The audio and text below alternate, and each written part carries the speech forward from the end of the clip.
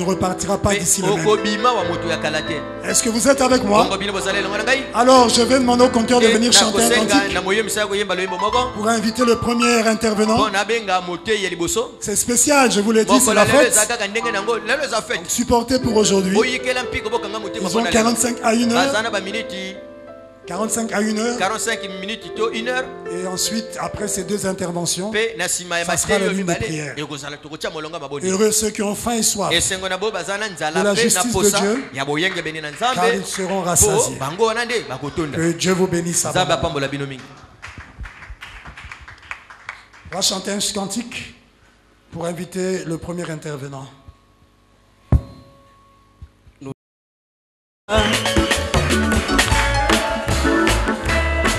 Jésus vit en moi, je lui appartiens, alléluia. Je suis l'enfant de Dieu, dans mon âme un beau soleil brille, son rayon doux et joyeux.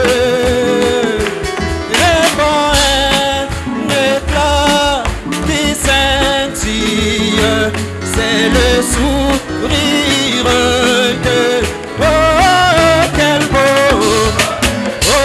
beau soleil dans mon âme, il resplendit, illuminant tout.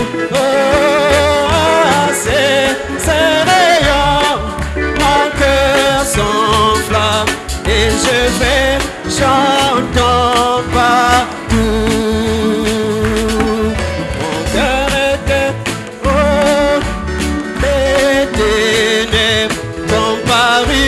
Un jour nouveau, au loin, fouillé, ombre funèbre, devant un soleil si. Oh, quel beau soleil, comme mon âme, il resplendit, illuminant tout. Ces rayons, mon cœur s'enflamme et je vais chantant partout. Le Seigneur vous bénisse. Que Dieu vous bénisse. Voilà que nous sommes heureux d'être ce matin dans sa maison. Acclamons très fort le Seigneur Jésus-Christ. Amen. Je suis heureux d'être ce matin dans la maison de l'Éternel et de sur quoi le servir. Pour cela, je remercierai premièrement le Seigneur Jésus-Christ pour la grâce qu'il nous accorde d'être ce matin dans sa maison pour le servir. Que Dieu bénisse notre berger, qu'il bénisse le pasteur charmant, qui a bien voulu que nous puissions être derrière leur chair. Que Dieu bénisse aussi le pasteur Ludovic et qu'il bénisse toute l'église. On n'a pas assez de temps. Je n'ai qu'une heure. Mais on va faire l'essentiel. Levons-nous pour la gloire.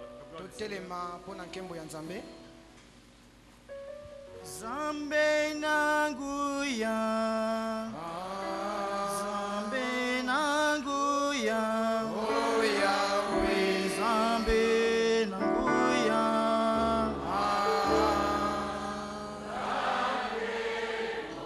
oh Zambe nanguya, Zambe nanguya, oh Yahweh, Zambe nanguya.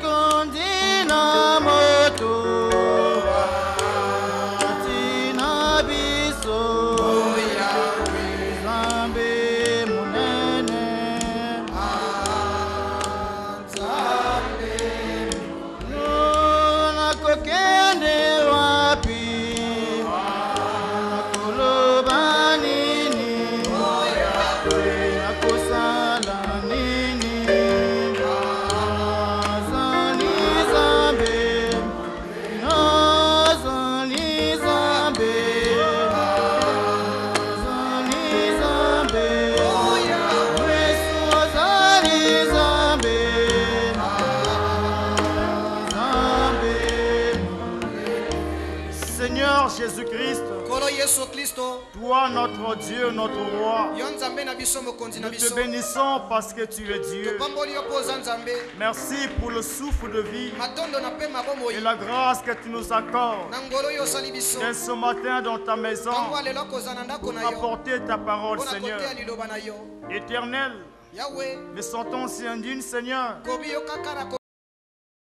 Je t'en prie, ô Père, de pouvoir prendre le contrôle de mon être entier. Que tu me fortifies, Seigneur, pour que tu me oignes, m'inspirer, Seigneur, afin que le ce pourquoi tu as bien voulu, Seigneur, que nous soyons devant ton peuple, soit atteint, Seigneur.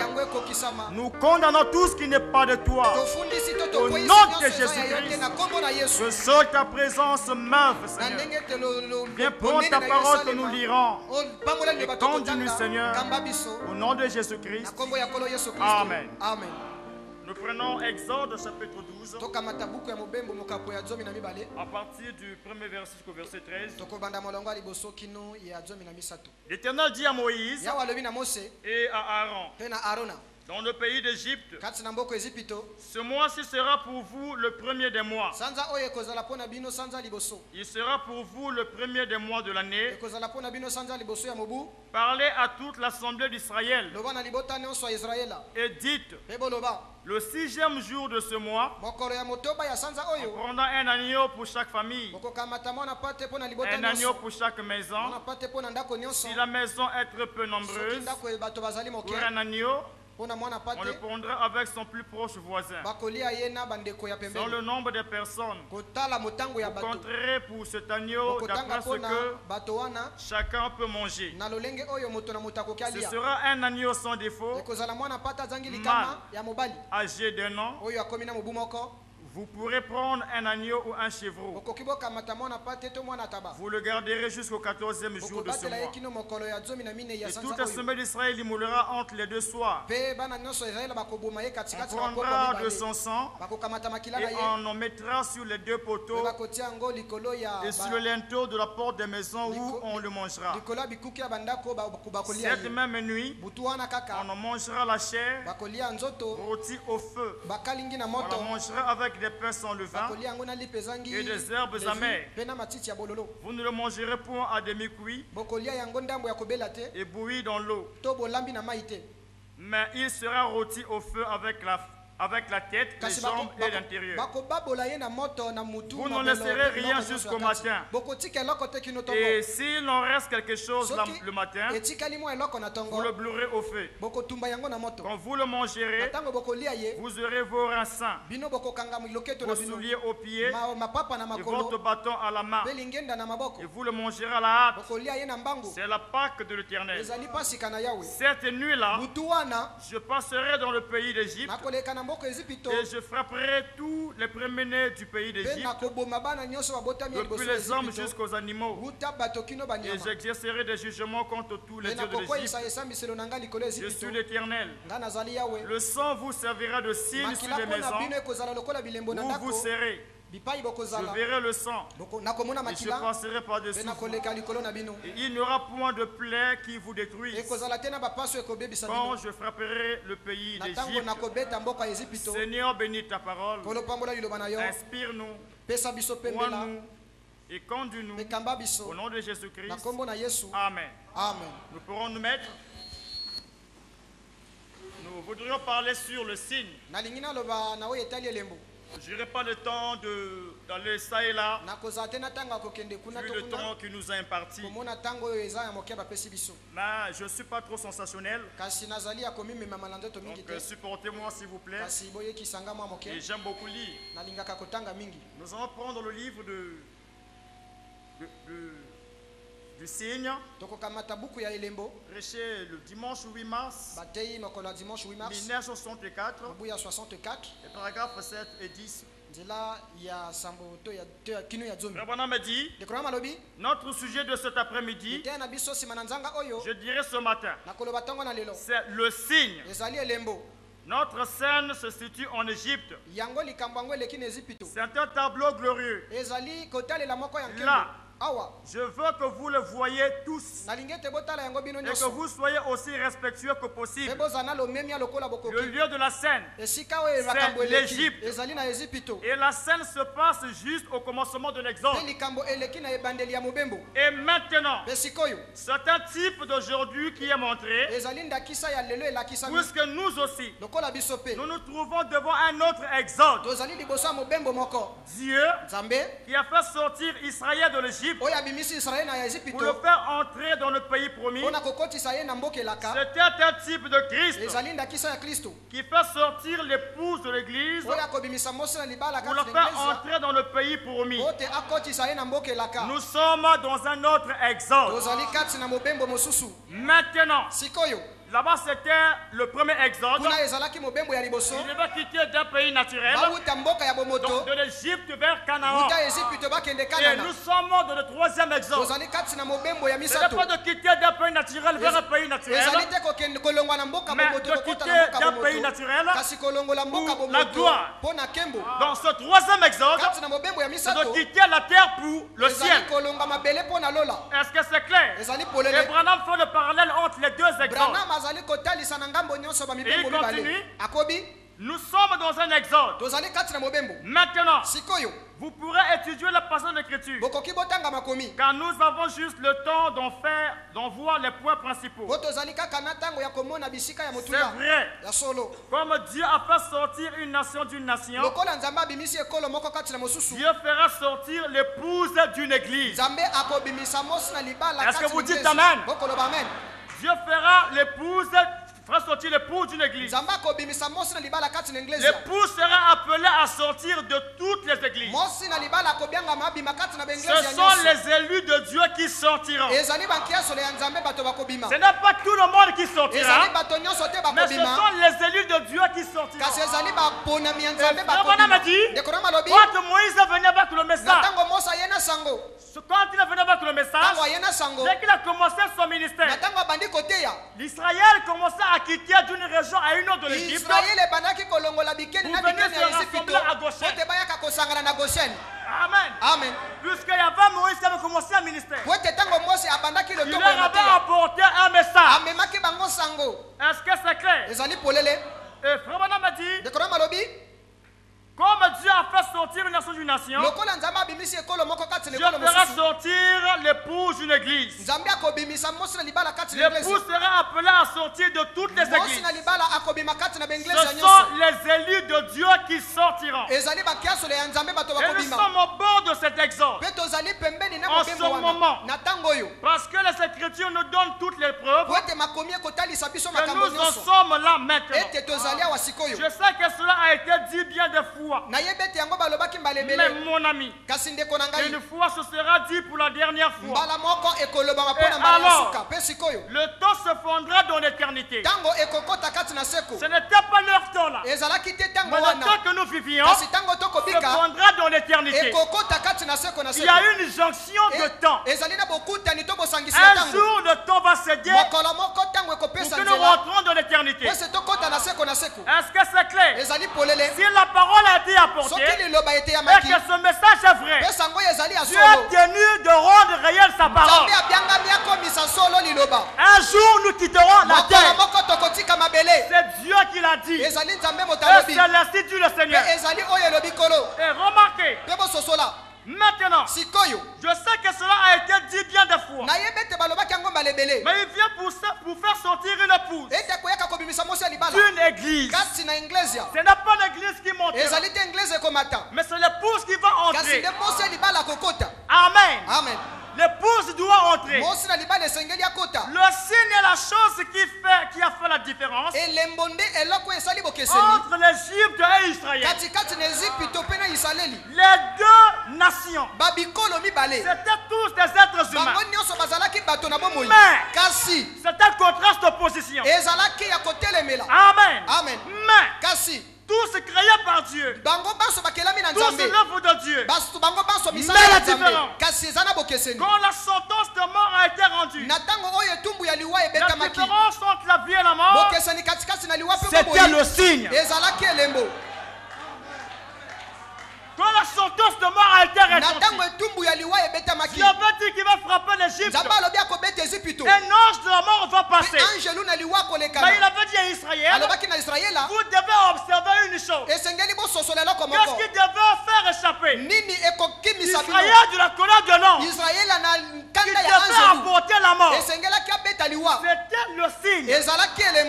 Rabana m'a dit que la seule chose qui doit faire la différence entre Israël et l'Égypte, parce que les deux étaient des nations, et tous des êtres humains créés par Dieu. Là n'est pas le problème, mais la différence, c'est que le signe et le signe n'a pas été donné à un peuple incrédule. Il y a une race qui est prédestinée. C'est à cette race que le signe est destiné. Est-ce que je peux entendre la main? Il y a un peuple particulier. Le signe, c'est ce qui marque la distinction. Tous nous croyons, on vient à l'église, c'est une bonne chose. Mais la chose essentielle qui doit te faire différencier un croyant, un vrai adorateur, de celui qui ne l'est pas, c'est le signe. Est-ce que je peux entendre la main? Il en sera de même à la fin du Fils de Dieu. Quand sera sortie l'épouse de l'église, l'époux doit sortir de l'église. Parce que l'église a une promesse. L'épouse a une promesse que l'église n'en a pas. Tout comme Moïse est envoyé vers Israël. Et Israël, dans les différentes régions de l'Égypte, pour se retrouver à Goshen. Le message du 7e ange appelle aussi l'épouse à sortir. Puisque cette épouse doit recevoir un signe. Ce matin, ton problème c'est de recevoir le signe. S'il n'y a pas le signe, c'est un chaos pour toi ce matin. Est-ce que c'est clair? La différence, ce sera le signe. Maintenant, écoutez attentivement cet après-midi et vous verrez si ce n'est pas vrai. C'est le signe qui fera la différence. Il faut qu'il y ait une différence. Mais c'était quoi le signe que Dieu parlait à Israël? Dieu a dit à Moïse, vous devez prendre un agneau. Je ne vais pas rentrer à décortiquer l'agneau. Je ne vais pas rentrer à décortiquer les éléments de l'agneau. Et vous allez prendre un agneau. Mais le sang de cet animal, vous devez le mettre sur vos linteaux. Et quand l'ange la mort va passer, il peut seulement voir le signe sur votre porte. Il ne va pas frapper. Et vous avez remarqué, quand l'ange la mort passait, même le premier de Pharaon, l'ange n'a pas eu peur de se promener. Le problème ici, on n'était pas le premier-né. Mais il devait se retrouver dans la promesse. Pas seulement de la promesse, mais parvenir à recevoir un signe. Et William Branham a dit, même l'Égypte, les Juifs, quoi qu'ils avaient l'alliance avec Dieu, l'alliance de circoncision, ils peuvent venir vers Dieu, sortir devant les gens. Je suis circoncis. C'était bien. Mais le signe va au-delà de l'alliance. Il devait recevoir le signe.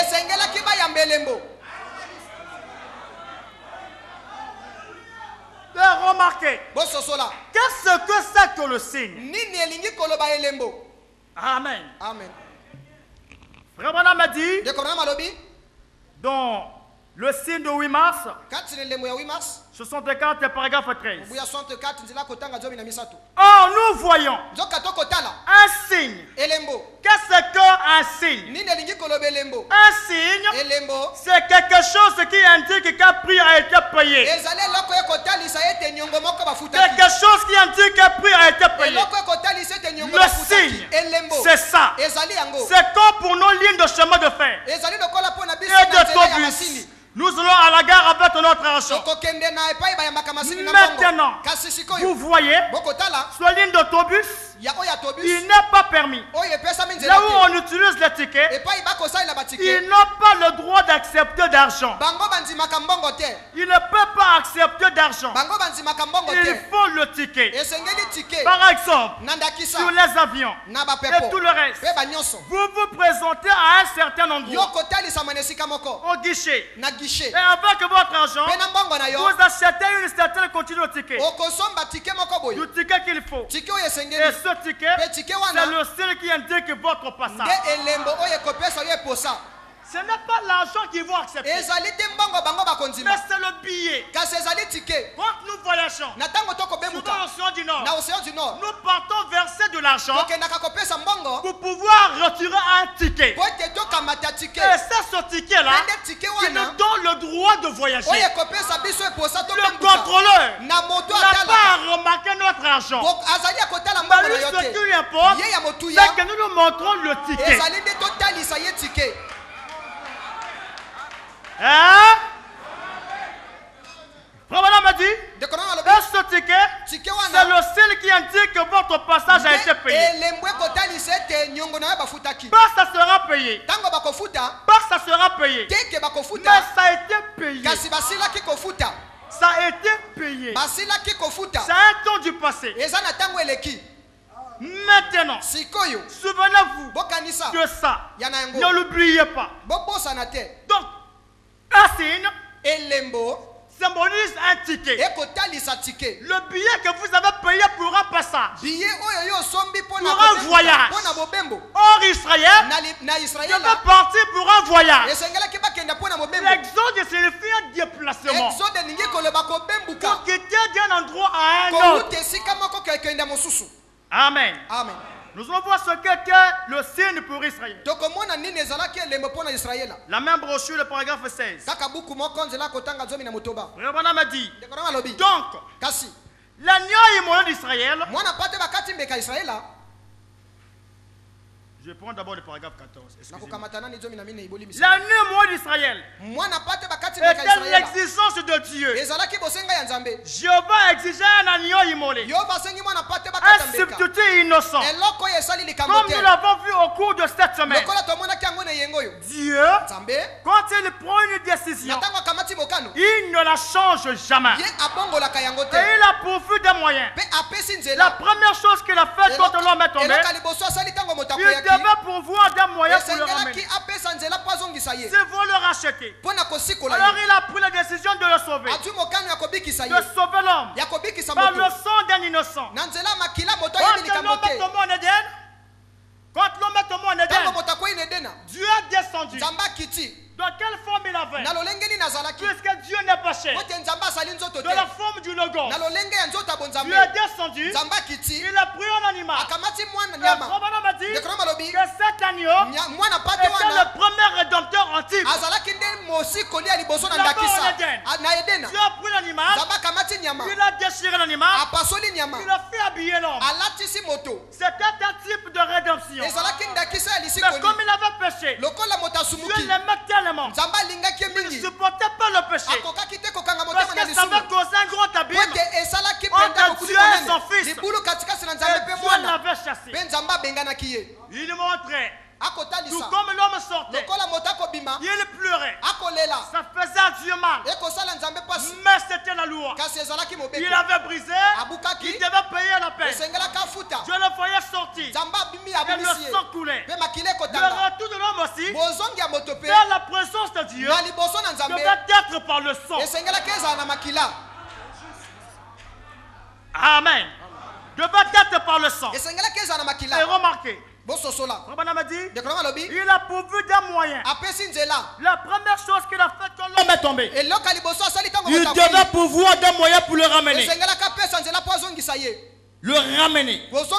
S'il voulait le racheter, alors il a pris la décision de sauver l'homme par le sang d'un innocent. Et depuis, il a toujours fait la même chose. Il n'a jamais changé ça. Je ne rencontre jamais aucun adorateur ailleurs que sous le sang. C'est son seul lieu. Quand Caïn a pensé que c'était des pommes qu'Adam était tombé, il est parti présenter à Dieu un hôtel qui était bien embelli. Ayant mis des pommes, il s'attendait à la réponse de Dieu. Mais ce n'était pas la révélation. C'était le fruit d'une pensée intellectuelle. Mais quand Adam, Abel, par la révélation, a compris que l'homme était tombé du sang, Abel est parti offrir un animal. Puisque c'est un animal innocent, qui devait prendre la place du coupable. Quand Abel a offert l'agneau, Dieu avait agréé ça. Et remarque qu'ici, la tradition reste la même. Tel que Dieu l'avait inauguré. Depuis avec Adam, Dieu s'est servi d'un animal. C'était une préfiguration. Il y aura un véritable agneau. Oh, l'agneau d'Israël, c'était un animal qui avait 4 pattes. Oh, remarque une chose. L'animal n'a pas d'âme. Et la vie de l'animal ne peut pas revenir de l'homme. Quoique l'homme devait imposer sa main sur cet animal. Quand l'animal mourait, l'homme ressentait la culpabilité. Mais cette vie était inférieure pour revenir dans l'homme. Mais le signe n'était pas l'agneau. Ce n'était pas l'agneau qui était le signe. Le signe, c'est le sang qui était dans cet agneau. Et c'est de ce sang-là qui devait plotter sur le linteau, sur les poteaux, sur le linteau. Les passants devaient remarquer le sang. Quand ils devaient passer, ils devaient remarquer le sang sur le linteau. Et Frère m'a dit, pour le christianisme public, quand un Croatien, quand vous êtes un frère, ce n'est pas que tu es en cachet. Même là où tu peux être, quoi que tu le prononces ou pas, on saura que c'est un frère. On saura que c'est une sœur. Ce n'est pas une vie cachée. Hein?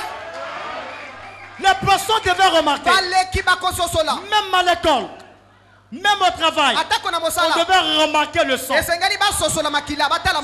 aux yeux de tous. Et voilà me dit que le signe, ce n'était pas l'agneau, mais c'était le sang qui était dans cet animal. C'était ça le signe. Oh, aujourd'hui, ce n'est pas le sang qui est le signe. Amen. Amen. Je lis d'abord. Amen. Frère Branham dit au paragraphe 16. Donc l'agneau immonde d'Israël était l'exigence de Jéhovah. Et le sang était le signe qui montrait que le travail avait été fait. Ce que Dieu exigeait pour la rédemption. Pour qu'il puisse sortir de l'Égypte et aller au pays promis. Il exigeait un animal immolé. Et cet animal, le sang de l'animal mort, devait être mis sur le linteau, sur la porte.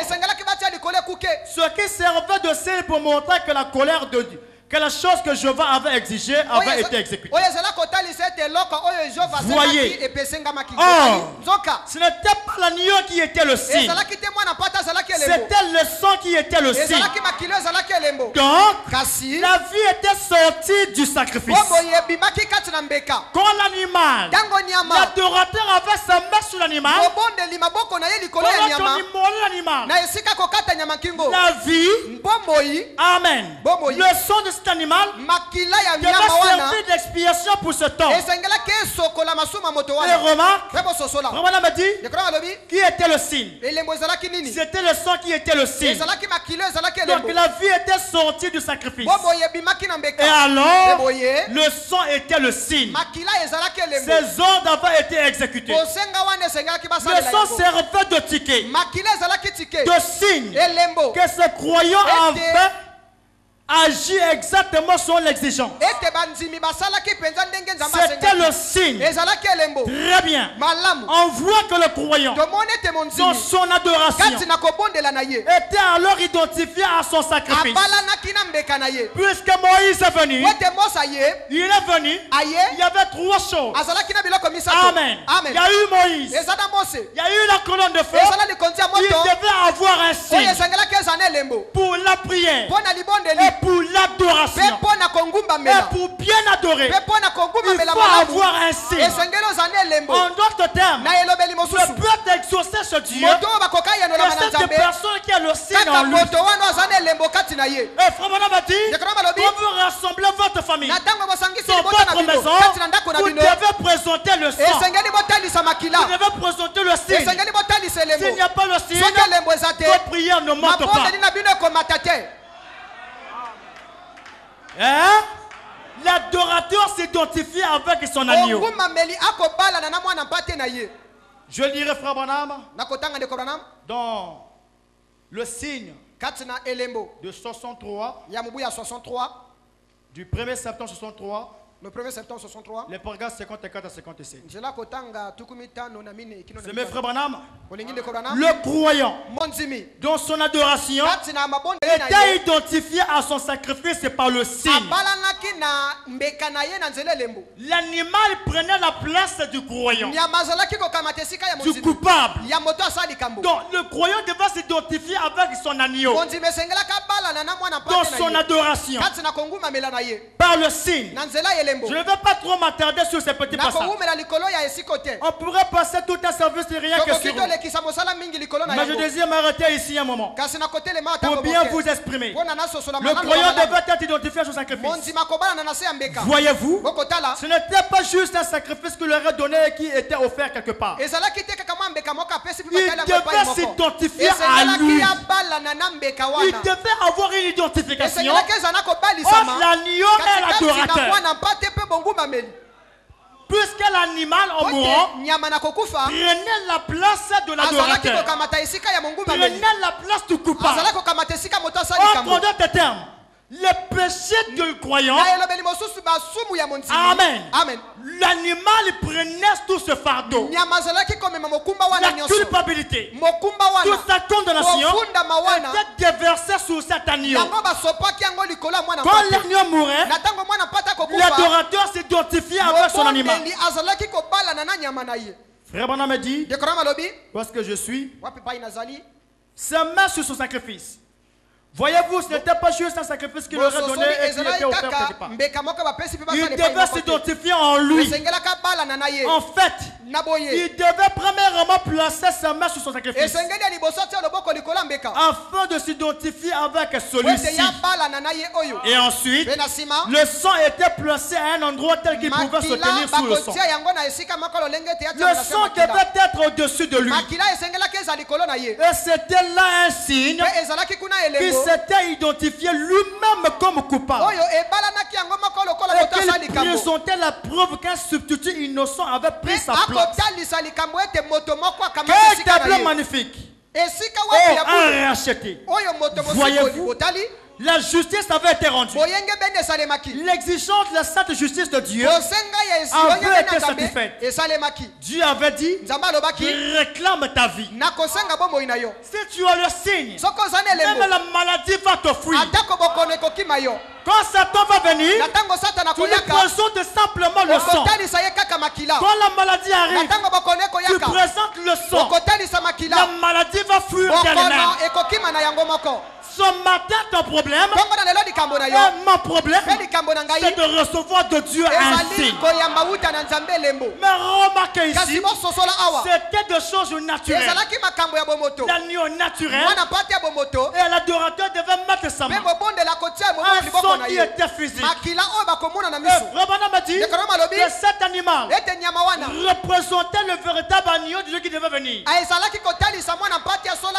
Dans l'Ancien Testament, ils ont servi des animaux. Des animaux plutôt. Pour servir d'expiation. Mais le coupable avait toujours son désir de péché. Puisque la vue de l'animal ne revenait pas dans l'homme. Mais Dieu a amené l'homme quelque part.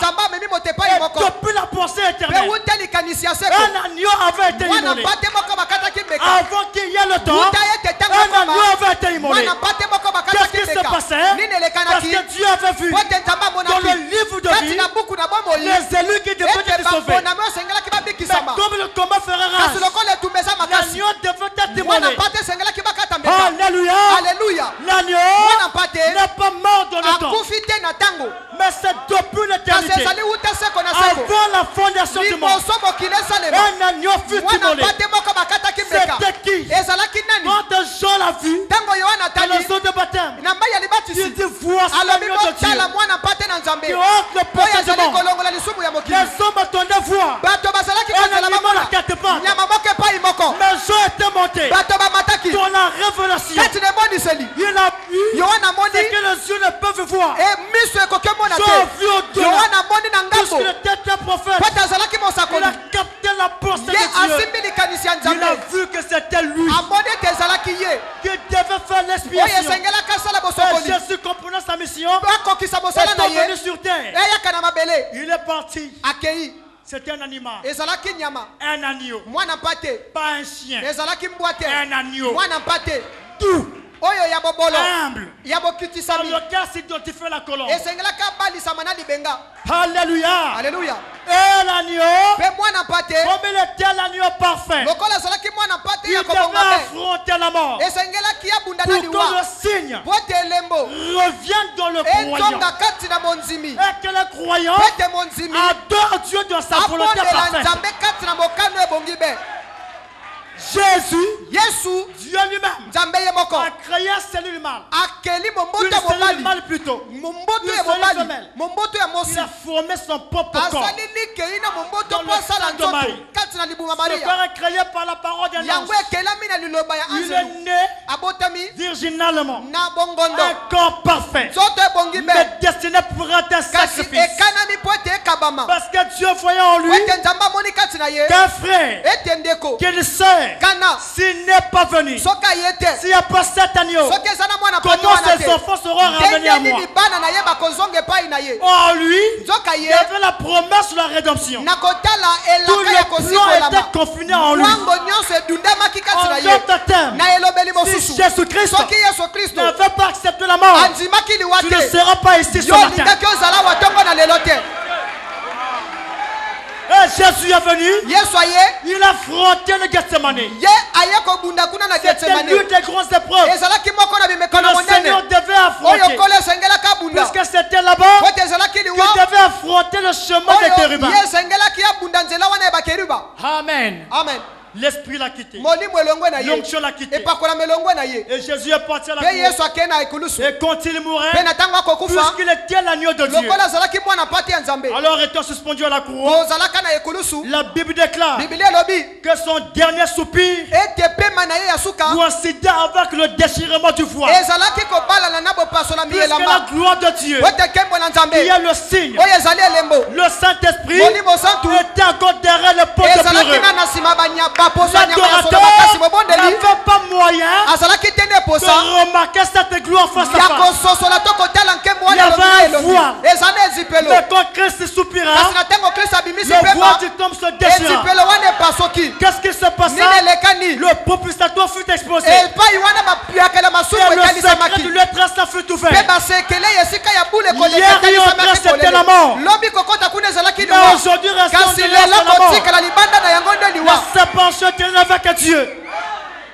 Nous devons y entrer. Donc, et remarquons en Éden. En Israël, en Égypte, il devait appliquer le sang avec le hysope. Et Frère Branham a dit que l'hysope c'est une sorte de diable ordinaire qui pousse ordinairement. Et Frère Branham a dit que les gens pensent à une foi surnaturelle. Ce qui fait que tu fais malade, tu rentres malade.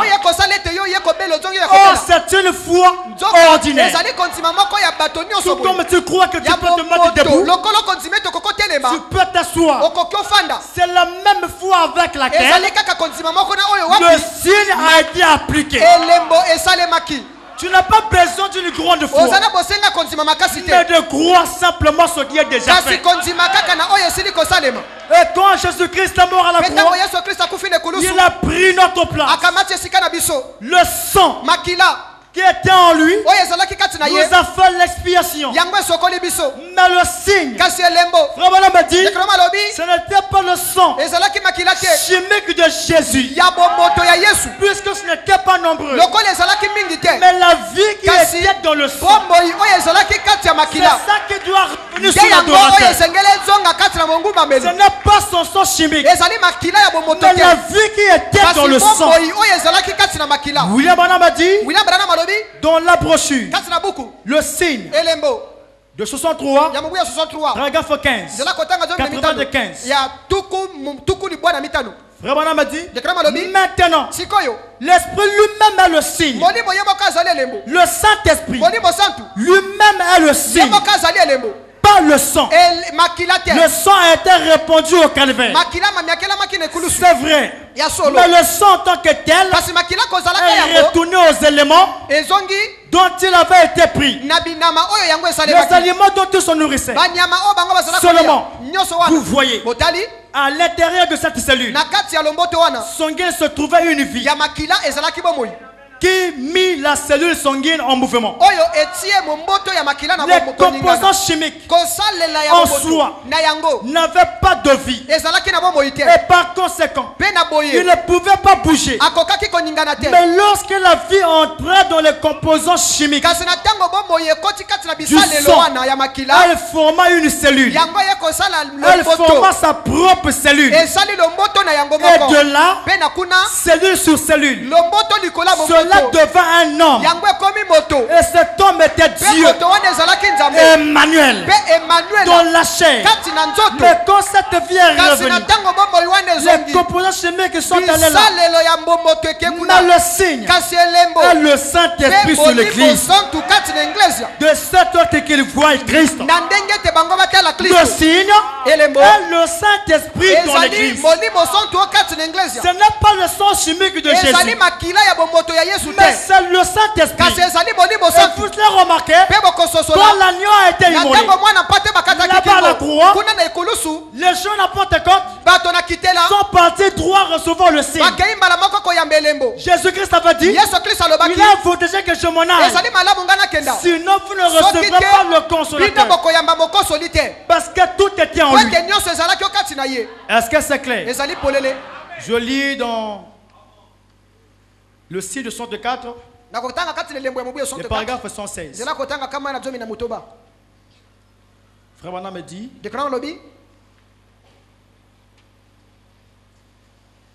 paragraphe 116, le sang de l'agneau est un type du signe d'aujourd'hui, du Saint-Esprit qui est le signe pour aujourd'hui. Tout ce qui est dessus est en sécurité. Tout ce qui n'est pas dessus n'est pas en sécurité. Dans Hébreux 13, 10 et 20, on l'appelle l'alliance perpétuelle. L'alliance perpétuelle. Quand vous avez le signe, vous êtes une alliance perpétuelle. Je dirais même éternelle avec Dieu. Ça ne peut plus être retiré de vous. L'ancien alliance c'était une chose. Celle-ci est la nouvelle. Celle-ci est l'alliance perpétuelle. Le Nouveau Testament veut dire, le paragraphe 119, veut dire la nouvelle alliance. Le sang veut dire la vie. Le Nouveau Testament est le testament du Saint-Esprit. Le Saint-Esprit qui rend témoignage de ce que Jésus est ressuscité des morts. Il montre que Jésus a satisfait à toutes les exigences pour nous. Il a tout fait pour nous. C'est à nous de croire et d'avoir possession de la chose. Jésus a tout fait. Il a dit tout est accompli. C'est à toi de monter par la foi. Amen. Amen. Il dit pour nous et qu'il est vivant aujourd'hui.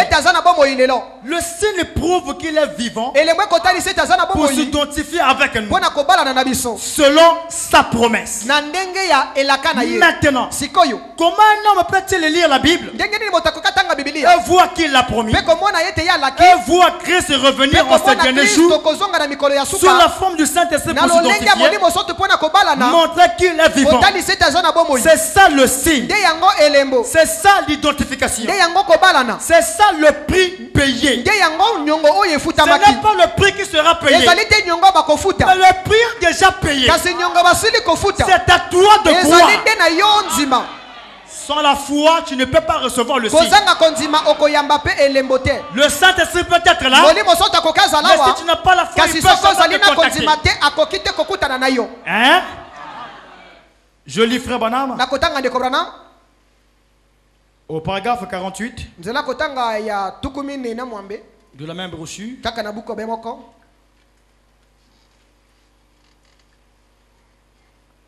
Frère Branham dit: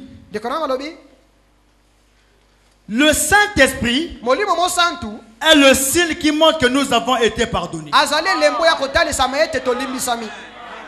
Frère Branham dit dans 1 sur 1 million que Dieu donne le Saint-Esprit comme étant la réponse de notre foi.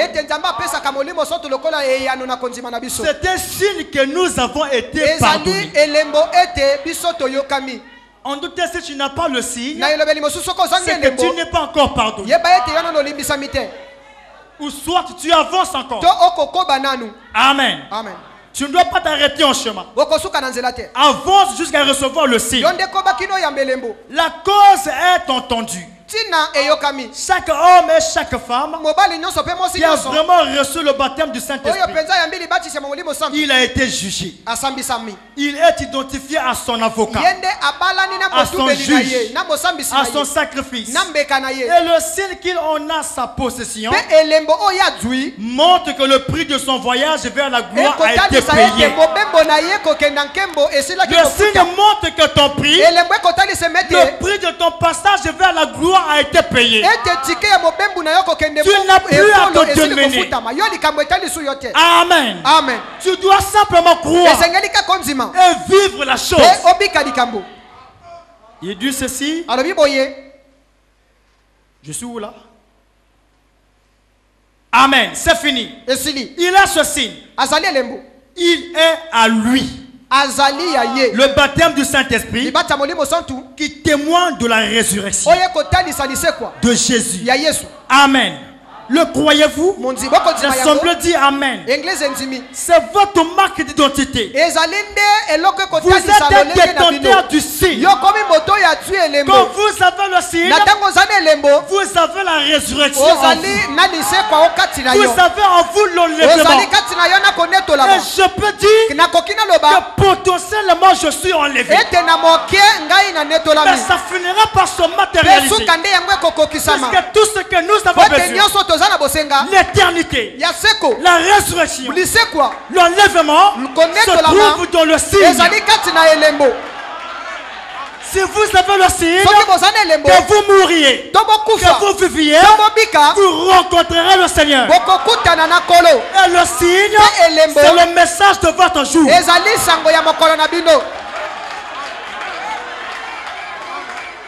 Est-ce que c'est clair. Le signe c'est le message. Et Frère Branham a dit qu'en ce temps du soir, remarquez là-bas, le signe n'a pas été appliqué le matin. Mais le signe a été appliqué au temps du soir. Oh, nous sommes au temps du soir. Où la parole a été dévoilée. Le mystère s'est ouvert.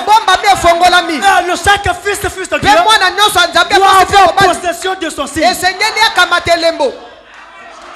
Nous sommes au temps du soir. Branham me dit que maintenant, le signe lui-même, le signe s'identifie à lui-même.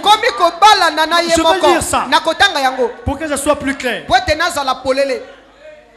Branham le dit dans...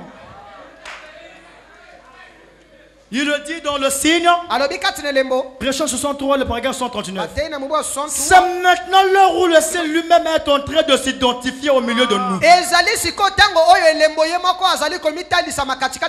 que vous croyez la parole? C'est maintenant l'heure où le signe lui-même. C'est que le signe est un homme. Le signe est un homme qui marche. Le signe est un homme qui parle. Le signe, c'est la gloire de la Shekinah. Le signe, c'est la colonne de feu. Le signe, c'est le Saint-Esprit. Le signe, c'est l'évangile. Si vous avez le signe, vous avez Dieu dans votre cœur. Et par ce corps, vous devenez un trône de Dieu. Et la vraie adoration, c'est quand vous adorez le signe, un Dieu qui vit dans votre propre cœur. Ça, ce n'est pas de l'air écrémé. Il faut croire la parole. Nous adorons le signe, le Dieu qui vit en nous. L'homme devient un tabernacle où Dieu se voit.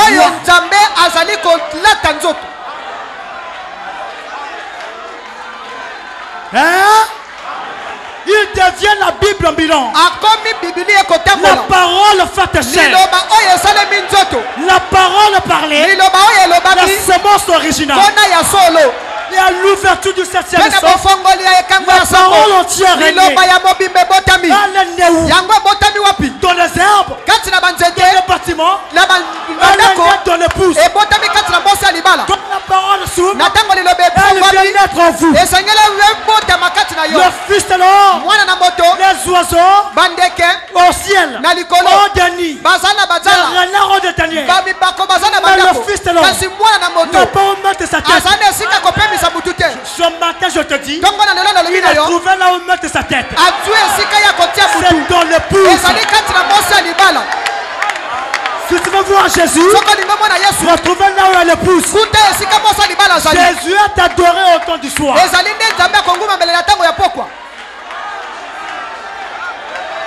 Hein? Nous sommes en plein mystère de la réconciliation entre l'homme et Dieu. La communion verticale. La communion verticale a été restaurée. Dieu a causé avec l'homme. C'était au temps du soir. La chose est ramenée. Hein? Est en train de sortir au milieu de nous. Et de prouver qu'il est le même Jésus. Hier, aujourd'hui, je dis maintenant, il est le même maintenant que je parle. C'est pas un Dieu historique. Mais il a ramené. Il est revenu pour se faire adorer dans le croyant. Qui s'est identifié avec la parole. Oh, la perfection de l'épouse dépend de votre identification avec le message de votre jour. Hein? Votre identification, votre perfection, c'est un rapport avec l'identification que vous avez du message que vous croyez. Ce n'est pas la parole de Luther, ce n'est pas la parole de Wesley, c'est le message qui est sorti du trône. L'évangile surnaturel. Prêché par William Mario Branham. C'est ça qui est le signe. Oh, mais le message, Dieu ne vous n'agrée pas. Dieu n'agrée que le message. Pour que Dieu t'agrée, il faut que le message se personnifie dans votre cœur. Hein? Frère Branham a dit qu'il y a le même Jésus hier, aujourd'hui et pour toujours. Pour toujours, ça ne concerne pas. Mais toi, c'est aujourd'hui. Ce premier Jésus est le même pour toi.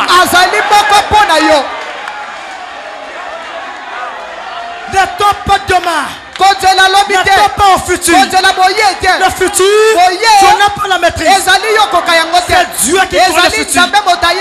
Mais toi, qui vis dans le temps, tu es alloué un morceau de la parole qui t'a été destiné. Tu dois saisir l'opportunité pour que cette parole s'incarne en toi. Quand ça s'incarne, il prend la forme de tes mains, la forme de tes pieds, la forme de ta tête.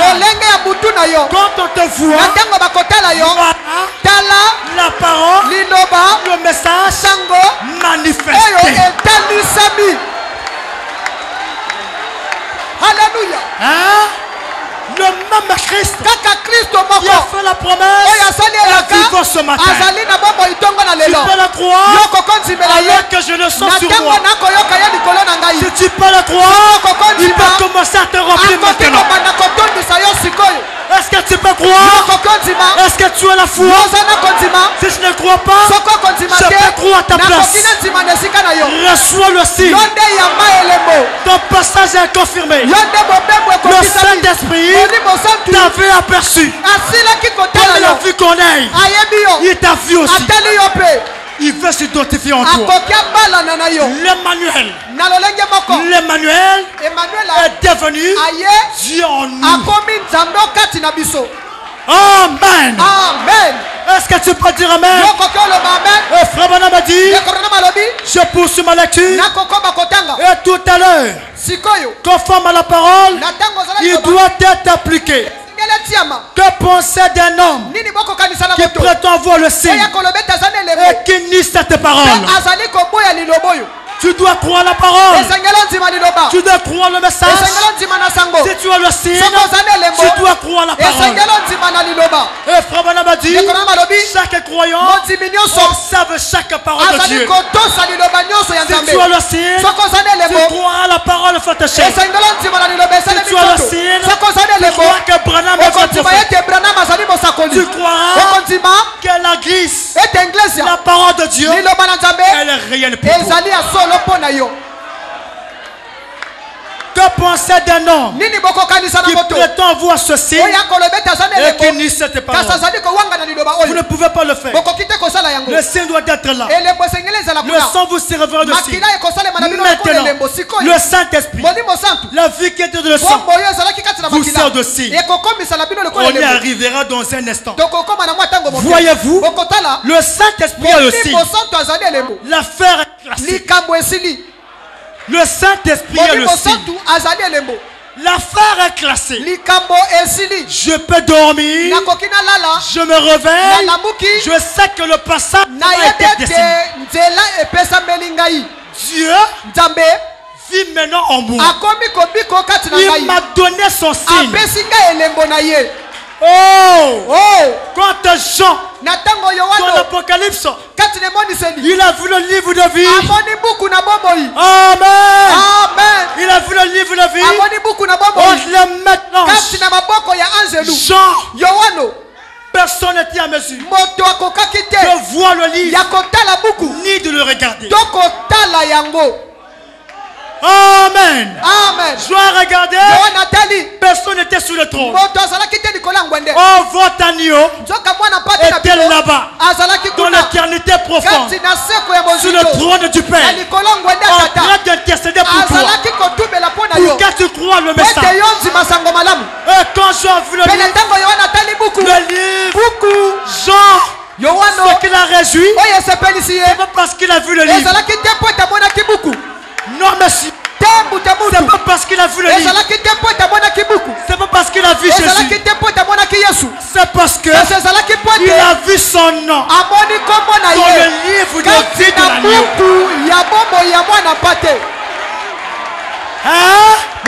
Le nom de Jean était dans le livre de vie. Et Jean est le type de l'épouse. L'épouse a son nom dans son livre de vie. Ce livre est le message. Si vous croyez, votre nom se trouve dans le message. Voilà pourquoi tu es venu ici. Que Dieu vous bénisse.